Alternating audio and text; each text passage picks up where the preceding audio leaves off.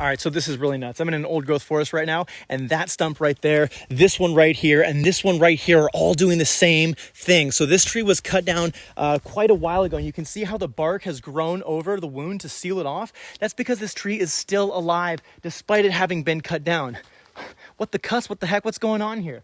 Well, the answer is community. See, in a healthy, mature forest ecosystem like this, all these trees, shrubs, and plants are connected to one another through their roots by various mycorrhizal fungi, which connect at the root tips to create communities of different species that all share resources and nutrients with one another when they're in need.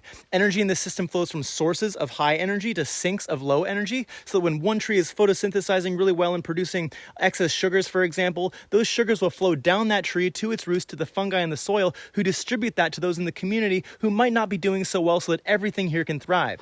Trees like this one here, when it got cut down, it was old enough to be really well connected to everything else here, acting as a really important hub or node for the fungi to transfer these nutrients. So when it was felled, it became an energy sink. So all these other trees here, which were sources, were able to send it the energy it needed to continue to grow layers of cambium, to seal off the wound, to continue to live, even though it isn't able to photosynthesize or contribute to the rest of the forest in the same way. It's an incredible example of how interconnected these forest ecosystems have evolved to be, with communities of different species helping one another out. But complexities like this are only able to exist amongst a healthy diversity of different species at different ages, like that which has been maintained here at Wildwood, which is a community-led demonstration ecoforest on Vancouver Island, where this old growth forest ecosystem of coastal Douglas firs has been managed for almost 80 years. This project shows that it is totally possible to manage our forests, not just for timber, but for other values, while maintaining the ecological complexity that makes them so unique. We just need to shift our perspective on these forests from resources to the intricate, interconnected ecosystems that they are.